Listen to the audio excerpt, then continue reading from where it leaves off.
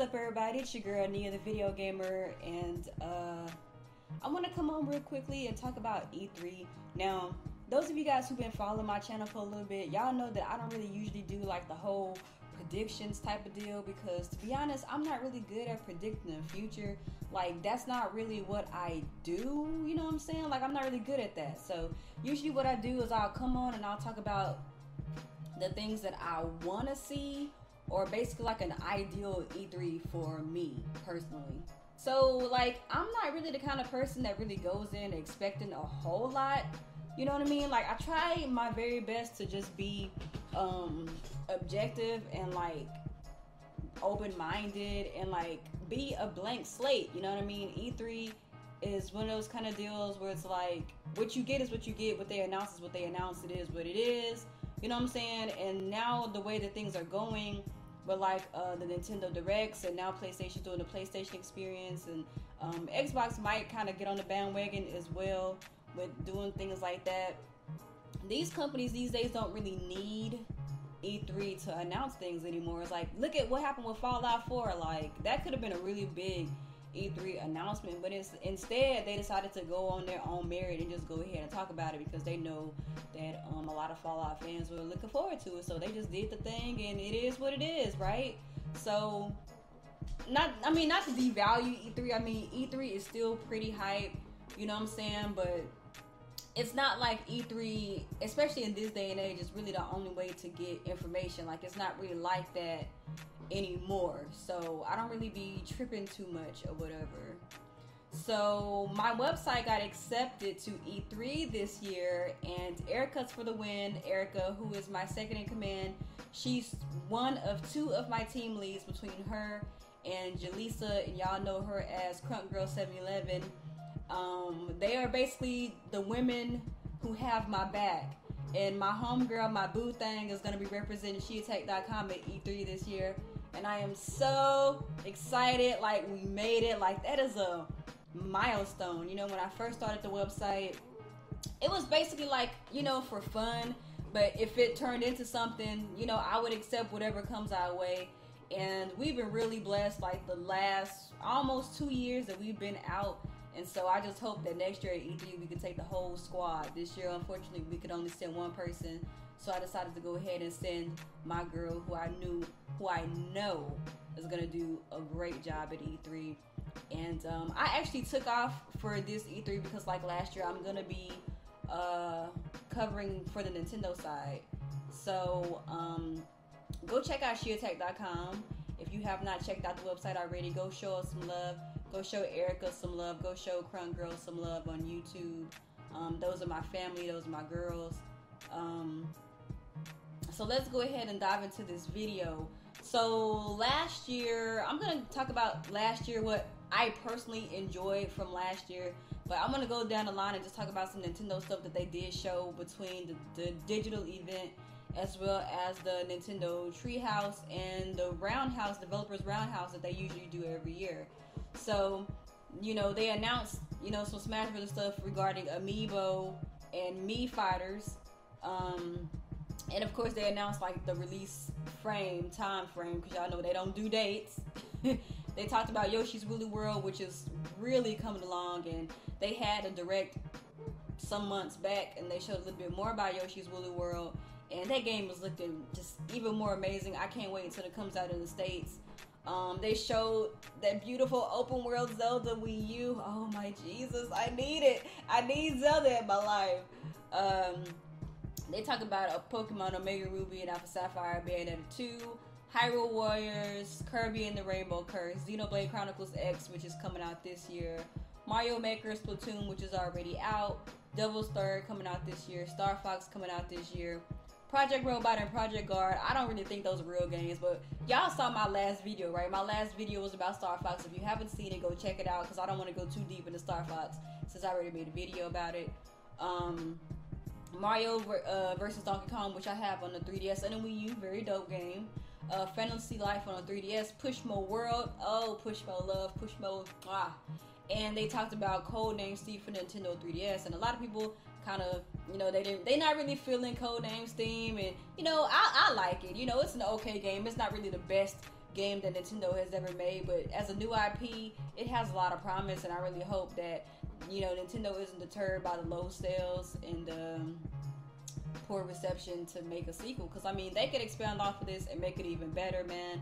I'm always excited to see Nintendo make new IPs, especially new ideas from genres they don't usually do. And then it's from a intelligent studio, like intelligent systems can do no wrong to me. You know what I'm saying? So please bring back a Codenames theme too, man. Just make it better.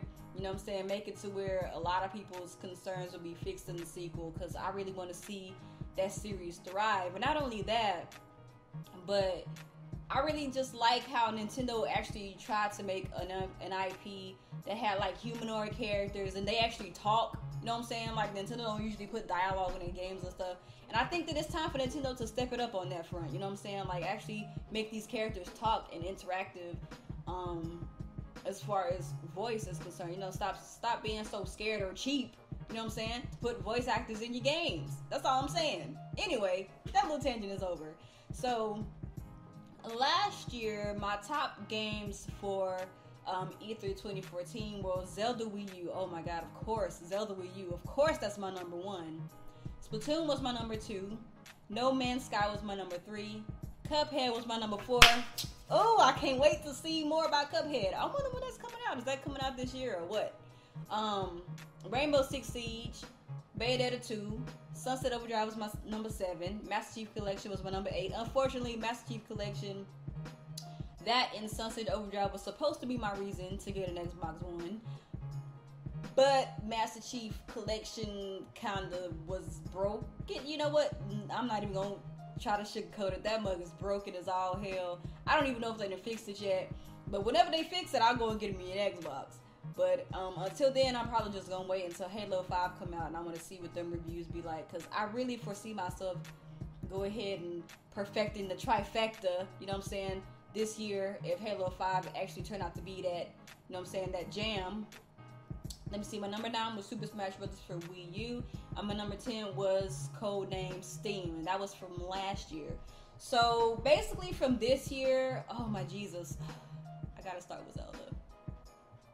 I know Aonuma said that they won't be talking about Zelda U this year, but Jesus, please give me a picture or a mention or a release window or something. Like, even if they talk about it for like 2 seconds, like, I would be satisfied. Like, y'all don't understand, like, I am the biggest Zelda fan ever, and like, when Zelda U comes out, I'm probably gonna cry real tears, and I'm probably gonna get that joint like minute 1, not even day 1, minute 1. I might even get it, you know what I'm saying? I might buy it digitally.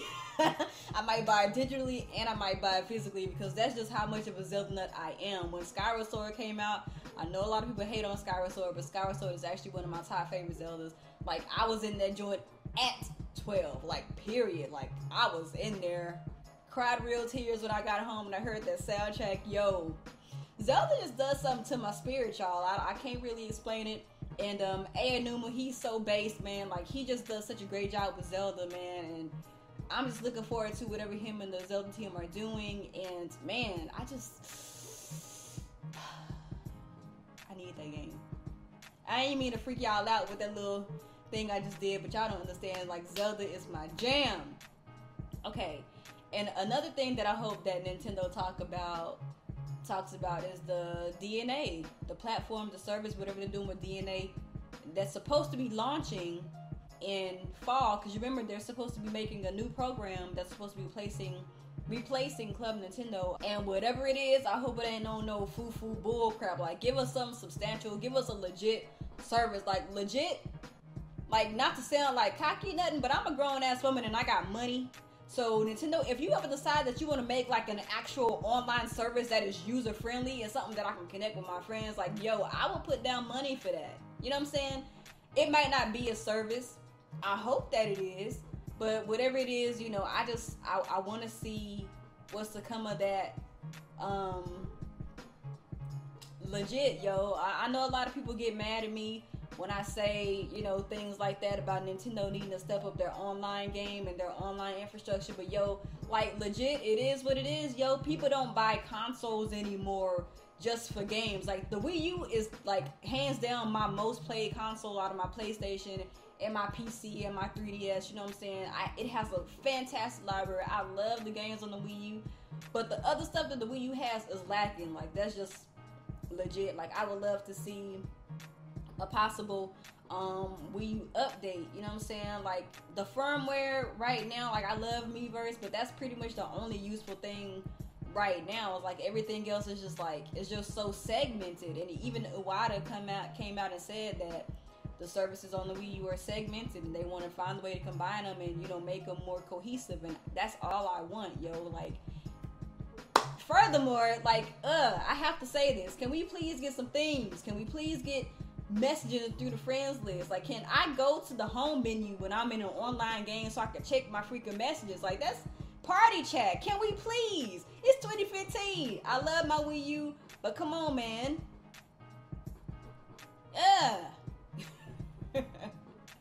Also, if they do talk about any updates, I really hope that they update the 3DS Miiverse to send messages. I mean, come on, man. Like, if I'm on my 3DS, I really can't communicate with my friends on my 3DS unless they posted something on Miiverse previously and I just go comment on it or something. Like, otherwise, it's like, Nintendo, yo, I get it. Y'all want to protect the kids, but y'all got to remember, y'all got a huge-ass demographic. Like, kids, adults. Huge demographic. Please remember that you do have people in between and on the other side of the spectrum.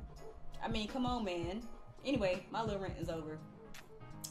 Also, what I want to see from Nintendo is Star Fox. Now, they talked about Star Fox briefly last year at E3, but they didn't really show us anything but some blurry on-screen footage that Miyamoto was playing. Like, I want to legit see, like, some footage if this game is supposed to be coming out this year.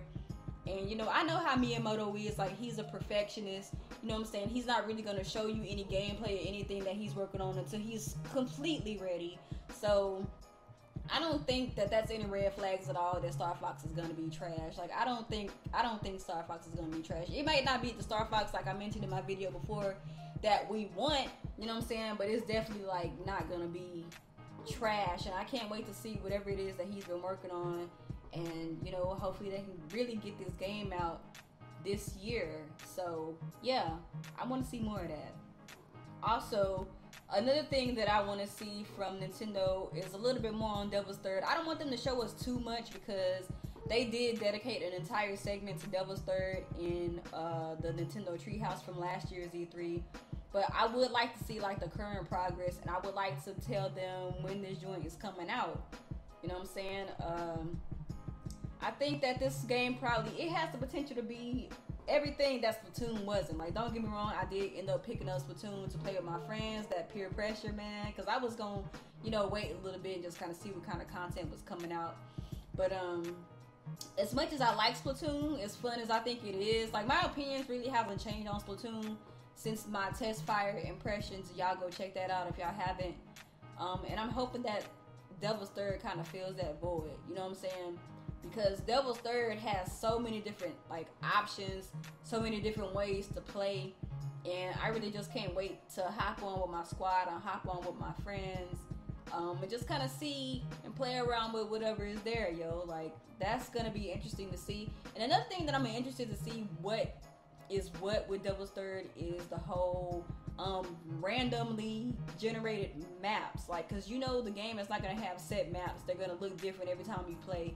I just want to know how that dynamic is going to play in with this game. Also, another game I'm kind of interested to see more of is Project Treasure. They showed a little bit of it at the Japanese Direct that happened recently. And it's basically what they described as like a 4-player, you know, co-op type of game. I don't know exactly what the objective is, but I'm pretty sure they'll show more about it this year at E3. I'm not super excited about this game because I mean, it's free to play.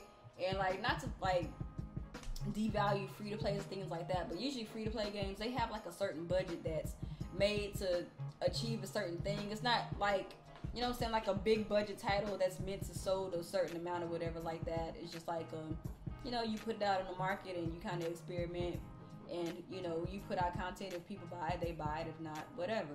So I don't know. I'm really interested to see what that's all about. So yeah. Also, another thing that I want to see is what I want them to talk about is a Yoshi release date. Like, when is Yoshi coming out? Like, I'm really interested to see I'm really interested to get my hands on Yoshi officially, because ever since they announced like the art style for Yoshi, it's automatically just kind of taking me back in time. Like, some of my favorite Yoshi games of all time are Yoshi's Story and Yoshi's Island, Super Mario Brothers 2. And Yoshi's Woolly World is like basically a love letter to Yoshi. You know what I'm saying? Like, that game, it's kind of almost like it's a spiritual successor to those previous Yoshi games as well. Hopefully it kind of picks up where the Yoshi series left off. I'm really interested.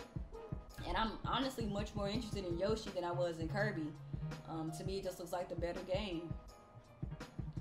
Also, I know this sounds like blasphemy because of all of the stuff that I said about Amiibo. Don't get me wrong, I think that DLC functionality in Amiibo is just, I can't wrap my head around it, to be honest with you. I would rather if Amiibo didn't have NFC functionality and it was just figurines. But that being said, I might go ahead and get me a Yoshi Amiibo because they're so freaking cute. Like, I could just imagine getting me like the pink one or the blue one and like sitting it on my desk. It could be my little companion, you know what I'm saying, when I'm over here working or I'm playing my games and stuff like that. It's just too freaking cute, yo. I don't know how to feel right now. I feel like a mad hypocrite because it's like all this smack that I done talked about Amiibo, and then here's this freaking adorable Yarn Yoshi Amiibo and I can't control myself. Like, this is crazy. I don't know. But also another thing that I want to see from Nintendo is I want them to make another new IP. I mean, they're kind of already doing that with Codename Steam and with Splatoon. I would like to see them come out with something else. Like, what other genre can they delve into? It's really exciting to see Nintendo step out and actually try actually different characters and stuff. And then they usually make new IPs. They're just like lesser, you know what I mean?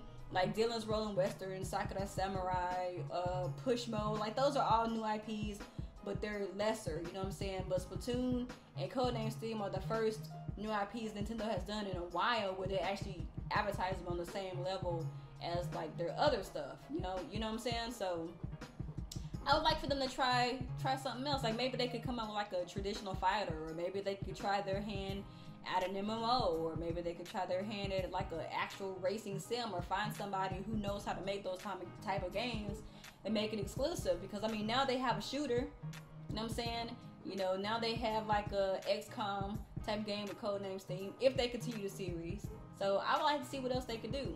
You know, they pretty much have IPs for every genre, and some of them dating way back. If they wanted to, they can give any of their old IPs the Kid Icarus treatment, bring them back to the modern day, and just make them over again, make them new again, like they did with Kid Icarus. I mean, and then let's keep it real, like, Nintendo has something to lose at this point. I mean, like, the Wii U it's already a commercial failure, and before the brigade comes out with the pitchforks and the torches. What I mean by commercial failure is that the Wii U has already failed to reach Nintendo's original target. You know what I'm saying? Like, the system itself has got a good library of games and stuff like that. But as far as like the sales and stuff like that, Nintendo really has nothing to lose. So at this point, they might as well do what PlayStation is doing with the Vita. Just satisfy the people who already have this device. You know what I'm saying? Bring out some stuff for people who already have one. And let it be that. Since, I mean, the Wii U is already an experimental console, bring out some games, bring out some new stuff and experiment with those too. I mean, you got Amiibo money, you good, you in there. So, I mean, yeah. You know, as far as the other companies, you know, like usually when it comes down to Sony and Microsoft, I really don't have many thoughts, you know, like I just kind of play whatever is there. You know what I'm saying? I don't really have super high expectations for them. That's not to say that I'm, you know, I don't really care for them or anything like that. Like, I usually, you know, buy multiple consoles and stuff like that. But with Sony and Microsoft, it's just like, I just want them to show me something interesting. You know, show me something different. Show me something new. Obviously, you know, Microsoft with the Halo, because that's pretty much the only Microsoft exclusive that I really rock with like that. But hopefully this changes. this generation, because I mean there's already a couple of exclusives on the Xbox that kind of piqued my interest. PlayStation's pretty much the same thing. You know, these days PlayStation is kind of trying to stay away from making too many games in a series unless it's like a staple like God of War and Uncharted. Ratchet and Clank kind of still sticking around, still hanging in there, and I can't wait for that reboot. So, you know, really just Sony, PlayStation, just really give me a reason to turn on my console, bruh. Like, real talk. Like, I love my PlayStation 4. It's a great console, but the library is kind of leaving me a little, you know, it's leaving a little bit to be desired, and that's just keeping it real. That's just kind of how I feel at this moment, but hopefully E3 changes all of that for me, for Sony and Microsoft as well. And yeah, so I'm finally looking forward to E3. It kind of took me a little while to get excited, you know, but I think the closer that it gets,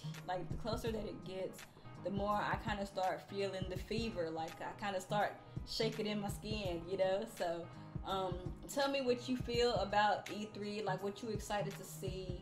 I know I don't really mention a whole lot of, you know, outrageous things, just kind of stuff you already kind of know about, but maybe you guys have a better idea of some things that maybe were hinted at or rumored at that I missed in my video that y'all could talk to me about in the comments. So yeah, tell me what you want to see in E3, and anything that you're excited for, that you know is coming or you think is coming or whatever.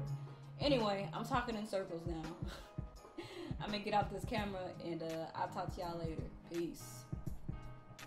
If you're interested in joining my raid call and playing games with myself and other gamers, please follow the link for instructions. But in my opinion, Star Fox has so much potential. It could be very large scale if they wanted to do so, and the sky is basically, well, literally the limit. Because I mean, you're